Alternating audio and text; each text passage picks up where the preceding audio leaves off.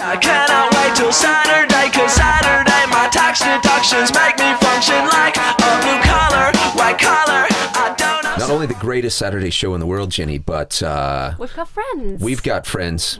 We've got beautiful friends. They've got a few things in common. First thing in common we're going to talk about, because it is a special month here in Shanghai, in China, I think worldwide.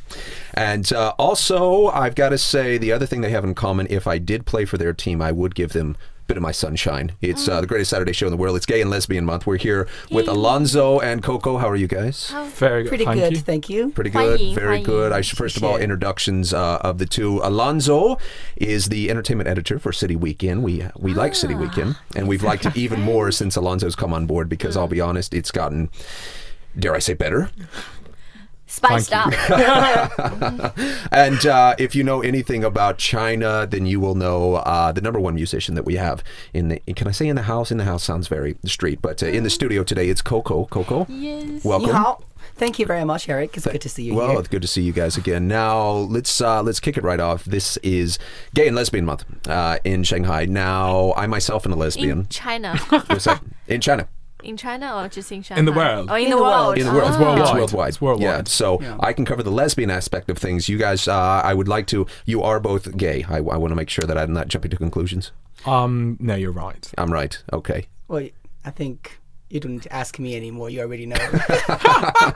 That was one That sounds party, like and that history. was supposed to be a secret, but we'll talk about that after the show. So, Gay and Lesbian Month worldwide, and I think with everybody, especially Shanghai, Jenny, as you know, being like all eyes seem to be on Shanghai, starting more in fashion, starting with music, of course, podcast, everybody's looking this way. But I want to talk about really just what it's like being a gay male in China, and a gay foreigner in China, and also a gay local, how that's accepted, if it's accepted, if you've seen progress, if it's degressed. I mean, just we'll start, who wants to take it first, honestly? The show's for you guys here.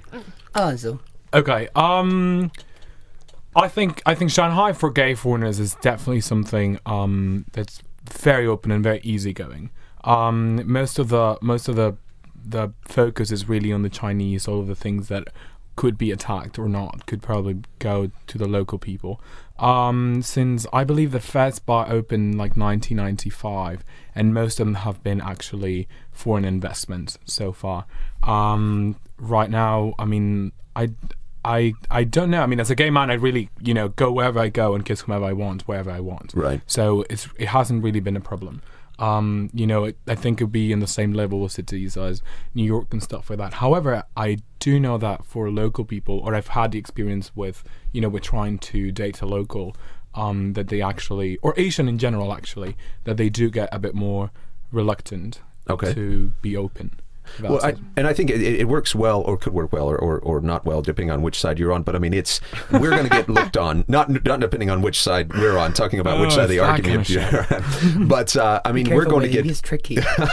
we're going to get stared at a lot of the times in China, no matter what we do. Right. So I think that backs up your point in that if I'm kissing a boy, if I'm shopping, if I'm riding a bicycle, I'm still going to get the stares. Here's the other thing, though. What's really interesting about it is that in the Chinese community, there's this male sort of touching and company behavior, right, in which two men are very easily seen, holding hands or hugging, or, absolutely, or things like that. So sure. So I reckon most of the people wouldn't actually recognize it if they didn't, see you like making out on the street. So it's really, it actually goes very, very easily. Right. Well, and they also don't know that the streisand on your shirt is actually somewhat of an icon, as opposed to Coco, being gay, being Chinese, being in China. How is it? I mean, you're one of the most prominent, I would say, figures, obviously in the spotlight constantly, and yet you've always never strayed away from kind of who you are, which is one of the things I respect most. How is that? How are you treated? How is that dealt with? Just the entire thing in general.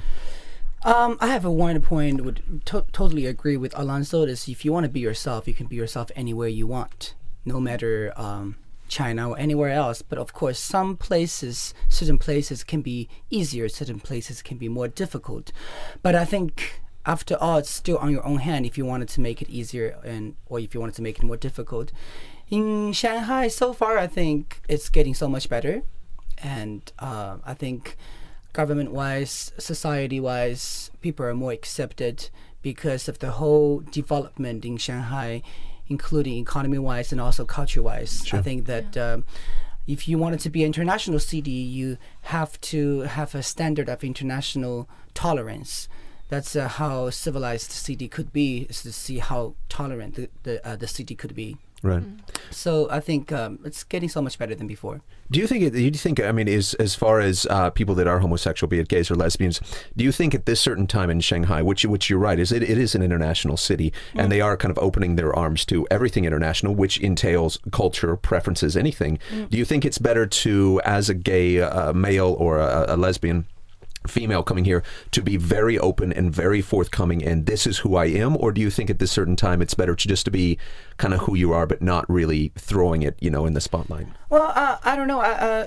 I think just to be yourself, because I don't really necessarily think we should go, hey, nice to meet you, I'm Coco and I'm gay. Yes. You know, I mean, it's not the case. I'm just myself. And if I like to do anything, behind the curtain, that's my own private thing. It has nothing to do with others. Right. So I don't need to, go around to say, you know what, I'm gay. But if people say, are you gay? I would say, well, yes, I am. And that's none of your business. Right. Well, Ginny, I don't know. What do you think? I mean, obviously, this has been, I would say, how can we, tracing the timeline back? I actually think Shanghai is one of the most open-minded, or perhaps it's so busy, people are very focused about their own lives that they don't really care deeply about everything or everyone else.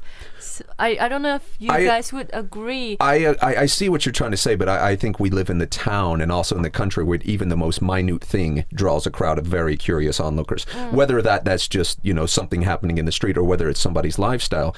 Does it help, I guess, to be homosexual in Shanghai as opposed to, say, somewhere in the countryside? Is that just a redundant question? I wouldn't know how to answer that because I wouldn't. Yeah. Right. I've never lived in a city besides Shanghai in China. So. Okay, I'll rephrase the question then. Do we think this is the most opening city in China as far as accepting gays as, like you said, just people who have different preferences? Do you think Shanghai is kind of the front runner? I think definitely Shanghai has more ability of international informations here. So I think in that case, yes, maybe Shanghai is more open than other cities. But also, Jenny said, because I never really lived other cities than Shanghai. I lived here for 14 years. So I can only say what I know a little bit about this city. Right. I think there's two very important things that we need to mention about Shanghai.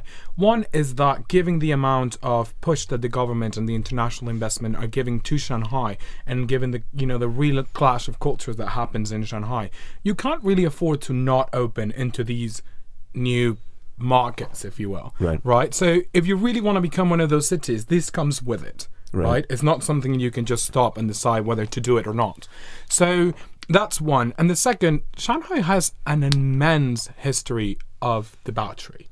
I mean, this is a place in which people used to come throughout 50 years to do whatever they wanted. Right. This was the playground for everyone to come and touch each other. Sure. So I mean, in that sense, I think Shanghai does have a feel for that and does have a little bit of that left. And in that sense, I think a lot of things go much easier here than they would anywhere else. And also, I don't know if my point is valid. Talking about homosexuality, it's not... Well, it has something to do about how open and how multicultural, internationalized the place is, but it's not...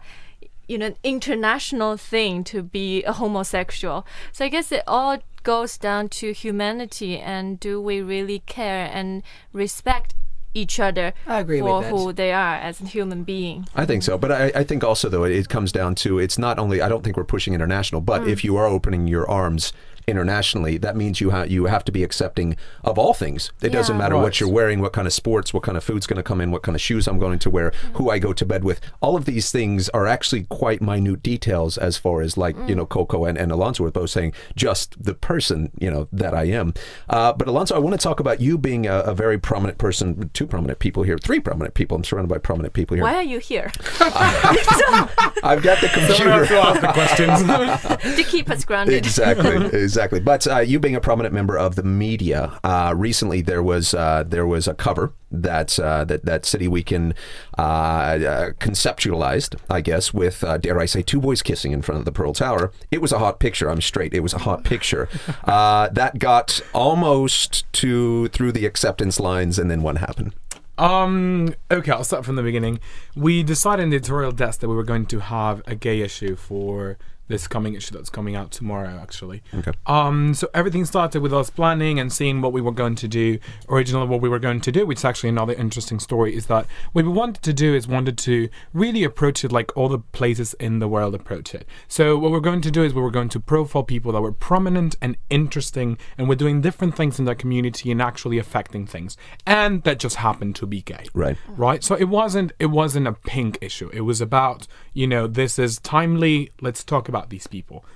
That said, we got rejected for every single person that we approached in the community, both international and local, except for Coco. Thank you.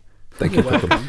So that was actually a very surprising thing. Why was the reason for was the rejection based on the fact that it was just a sub-thought, their preference, and that wasn't like the main angle of this story? No, it was based on the fact that they will be featured as gay people. Okay. So none of them agreed on that, and I was actually very surprised. I approached all of them myself, and they, these are people that I know, and these are people that everyone knows are gay or lesbian, or and nobody really cares. Right. But I just thought it would be an interesting idea to see what these people were doing, what their opinions were in Shanghai, and that didn't happen. So then we went to doing a Shanghai mini guide of what to do if you're gay or lesbian in bisexual or transgender in the city. Oh, where are the bisexuals here? Where are the bisexuals here? I think you'll find a lot more people are you'll find a lot more people. I finally secured the reason I'm here, Ginny. I'm kind of the middle ground for everybody. Undecided. Yeah, but I think though you bring up a funny thing is that you will meet a lot more people that are bisexual here, and they never were at home. It's almost like they change a character when they move to Shanghai, be it the land of previous debauchery. Is that Shanghai? Sort of. But you see, I think what Alonso said just proved the point that still you just be yourself wherever you want. But those people, you think maybe they can be brave enough to say who they are, but I think probably they're not. And what was that? I think that goes back to my question. Is it almost a fear that I don't care what anybody in Shanghai thinks because whatever, I'm here for 3 years, I'm going to have a good time and I'm going to go back home. But was there maybe the fear that somebody back home is going to see? Because I have friends like that personally who in the Straits, straight as an arrow, right? They come here, the most beautiful boyfriend I've ever seen. It's like, well, do your parents know? He's like, no. Of course not. So it is quite interesting that what happens to, when you get that stamp in your passport, all of a sudden you're in Shanghai, and then when you go back home, it's a crazy thing. I was a bit disappointed, to be honest. I thought we've reached a point in which we were a much more evolved society here. That said, they were on their entire rights, and a lot of them were, two of them were very worried about how their businesses or their impact on the community wasn't based on the fact that they were gay, which I fully respected. Right. And of course you have to respect everyone's opinion, and they're still lovely people, and we still hang out, right? So I don't know. I just felt that I thought it would be a bit more progressive. I guess I was wrong. Right. So then what we did do was we went ahead and did this Shanghai mini guide. Okay. And then we encountered a couple of problems along the way. The biggest one of them was original idea was to have on the cover two men kissing with the Pearl Tower as a background, right? So gay Shanghai. Okay. And that cover got banned, basically. Okay. We were told that that was a bit too explicit. First of all, you're not allowed to depict anything around the Pearl Tower except itself or the city of Shanghai. Oh, I didn't know that. Yeah. Okay. So yeah, they've actually had another problem with having chopsticks coming at it or things like that. They've been tried to play around with the image and they haven't been able to do it. So we were fine with that. I'm like, all right, so that's a general statement. We just go with it. And then when they came about the boys, I mean, it was a hot cover. What can I say? I was really, really, really, really annoyed because it really was. And we worked really hard to get these guys. And, we finally got two couples, two boys and two girls that, were willing to do it and were willing to, just put themselves out there and represent. And that's what happened. And That's the irony of it is the Pearl Tower is phallic as an instrument as you will ever see in your I'm life. like, which It's like, other what do you city expect? erects Well, the underneath a peanut in the middle of Pudong and then puts lights on it? You brought up a good point, though. You're talking about the mini guide as far as where to go, because we do. I mean, look at Ginny and I. Obviously, we have a lot of gay and lesbian listeners because we're hot. So if you are coming to Shanghai, why don't you guys give us a few picks of, doesn't necessarily have to be a gay club, although there are some gay clubs and we get a lot of requests for that. Places, I don't know, like the mini guide that you would suggest. I know for a fact that the day before payday, when I have no money, I go to Club Deep because I drink for free. And it works. It works. Well, Coco helped me pick out a pair of trousers. Yeah, I look great. Alonso, your pick. One pick that you would suggest if you are a gay male coming here. Glamour bar. Glamour. Oh, I love that place. Oh, it's pink. It's pink, Oh, yes. it's And it has a killer view of the bund. It's just because he ran around the little guy from Match Point about 3 months Oh, ago. God, Jonathan that was a Rice Myers. Nice. Coco, your pick? I don't know. I don't really know much about places, actually. I go to Deep from time to time, and that's the only place I go. Yeah. Well, I tell you, speaking of going places, Coco, you are headed some places very soon, and we're talking about 9-10 cities on this crazy worldwide tour. Is that right? So go ahead and give us the what's going on. What kind of tour? Well, it's just the summer tour I'm going to have, and it start with Bangkok and then KL. Do you have the dates as far as some of the dates? Yeah, 2nd in Bangkok, the Okay. 7th in KL Okay. for the Genting Jazz Festival, and then to Ottawa Jazz Festival on the 20th, and then Vancouver Jazz Festival, Toronto Jazz Festival, and then Calgary, Edmonton, few other cities, and ends in the 4th, not ends actually. Then comes the 7th of July in Montreal Jazz Festival in Quebec it's City. huge deal. It's gonna be fun, yes. And this is the one you played at last year, wasn't it? The okay. Yeah. So they really liked it, I suppose. Obviously. So they're getting us back again. And so far, we're the only band that to be back twice in a row. Like twice, how to say that? One Like twice. achievement. Right. In a one row, after back each to other. back. Twice in a row, Yeah. back to back. But wasn't it last year? Weren't you one of the, if not the only band brought over from China? China. We That's were right. the first. That's huge. Yeah. And what's the name Congratulations. of your band? Possibilities. Possibilities. Yeah. All right. It's just basically it's Coco's Possibilities, but I add Coco, this word, the one part of the co, into possibilities. It becomes Because you're all about Possibilities. possibilities. Yeah. Possibilities. But that's not all, though. You're going to Canada and then and to then our to- home We're tour. very prestigious. Yes. And then to Washington, D.C., we're going to have a gig with a great friend of mine called Burnett Thompson, a great piano player in America with his trio, and me and my violin player in Kennedy Center. The Kennedy Center. Kennedy Center. Whoa. The Okay, 1st that's of October. big. All So right. anyone, if you're in Washington, D.C., come along. We've got loads of listeners in DC, but you're not done there, yo. You're not done yet. And afterwards, New York, and afterwards to I'm gonna have a vacation in Amsterdam, which I go there every year. I just love the city, and Right. am I gonna have some gigs in Paris?